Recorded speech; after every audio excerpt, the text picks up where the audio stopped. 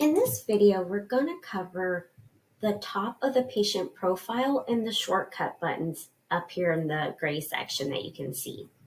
We're going to start on the very left-hand side.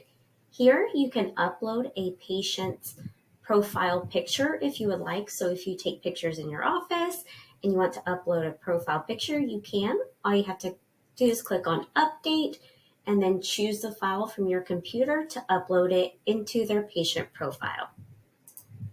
Here you can see the patient's name, their ID number, and all their demographics. You can set a patient to active, inactive, or terminated. We do ask that you only select terminated if the patient was put in by accident, because this is our form of delete. So if you have any data in the patient's profile, transaction list, documents, I wouldn't mark them as terminated, I would just mark them as inactive. So if the patient's no longer coming in, then I would say inactive. Here, you can opt a patient in or out for text message reminders and two-way texting. Here you can see a breakdown of each case this specific patient has, just a general adjustment and massage counter, and the insurance responsibility that's remaining, and the patient responsibility that's remaining. So here I can see that on this insurance case, this patient has about $1,500 in outstanding insurance bills that's waiting to be collected on. I can also easily see this patient owes their portion of some money on insurance and VIP, but they have a credit on their Medicare case. Now we're going to go in the gray buttons. New transaction will just open the transaction modal. Here you can add services if you need to manually add services to a patient's account. You can add an account write-off. If you are not using one of our integrated merchant services, like Force or Cash Practice, and you need to manually put in a refund into a patient's account, you can click refund so that it applies on their ledger. But again, if you ever do a refund for a patient, you do need to make sure that you're processing it through their merchant service first. This is just simply adding that onto their ledger so that it balances correctly. Transfers, where you can transfer money from one patient's case to another case of theirs, or you can transfer to different patients as well. So if I need to transfer some money from this patient's insurance case to their Medicare, I would simply type in their name and select the appropriate case. Or if I need to transfer money to, say, one of their children because the mom paid, then you would type in the patient's name and select their appropriate case and the amount. Tip is if you need to leave a tip amount for a massage therapist or maybe another provider in the office. This will simply put a charge on the ledger for the tip amount, and then you can select what provider that tip is going to. Payment is if you need to process a payment. Appointments is simply a place where you can provide your patients with a list of all or future appointments. So here it will default to future, but I can select all. You also have the choice of calendar or list view. So if I'm auditing an account, a lot of times I will click on all and then submit, and this will print me a list view so I can look through all the patient's appointments, when they started, where they're booked out through. This is a helpful button, especially if a patient wants a list of their future appointments.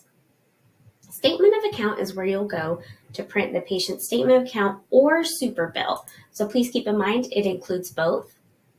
We do have this legacy tab, but this is our old reports. So we do ask that you start using the beta tab, as this will become our default and norm, and we'll phase the legacy options out.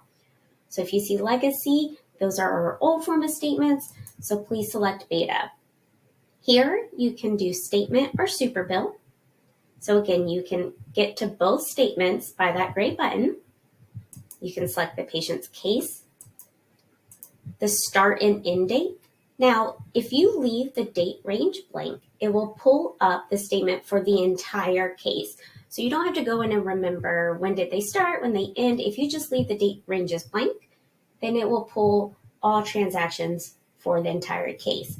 But if you need to print a statement account, maybe just for a month, you can set the date ranges here. Include case details. This will include at the top of the statement or super bill the doctor's NPI, EIN, place of service, and DX codes. So if you want those on the statement or super bill, just click include. You can choose to include or exclude previous balance. And then also you can choose, do you want the statement or super bill to have charges and payments, charges only, or payments only, depending on what you're needing to run the statement for. Care history is where you can print your SOAP notes. So if you have a PI case and you need to send all the SOAP notes to an attorney, you're just going to click on care history. It will default to the patient. You select the case.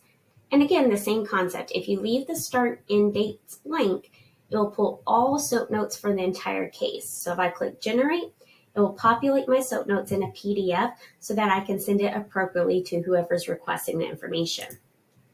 Fortis contact, right now this is my test office that's connected to Fortis. If I was integrated with Cash Practice, it would say Cash Practice contact, but this is how you will open up this patient's Fortis contact. This test patient does not have one, but if you had a Fortis contact connected, it would open their Fortis contact in the Fortis's website. Sync with Fortis. If you see that a payment has gone through Fortis or Cash Practice, again, this is with our integrated merchant services. If you see that a payment ran successfully in Fortis, but it's not on the Kyrie HD ledger, this can happen from time to time just with the simple fact that we're sharing so much information at all times, and every once in a while there could be an issue with the sync. So if you simply click Sync with Fortis, this will force a resync of the account and pull over any missing information. By default, just this Sync with Fortis will default to only sync today. But if you notice the payment was in the past, you can click on this drop-down arrow and specify how far back you want to force the sync. So today, week, month, year, or all. You do have a safe bet of choosing all if you need to. But just keep in mind, if you have a patient that's been around for years and years and years and have a ton of transaction, the sync may take a while. So that's why you have these other options to force the sync in a smaller amount of data. Patient app. This is a button for if your office is using the patient app. Here you can either send the app invite or see if the patient has successfully downloaded and created their app account. Up here at the top is the patient's notes box. This also appears in the patient snapshot, as you can see here, and it also appears in the doctor's SOAP note screen. Here is where you can write any information that you would like to save for the patient. Offices use this for so many different reasons, but this is the notes box, and you can also change the color of the notes box. So maybe if you choose red as your patients that are on corrective care or a monthly payment, or maybe this coral color is for pregnancy patients, or whatever the case may be, you can change the color, but by default it's this blue color. So that's the top of the patient profile and these shortcut buttons.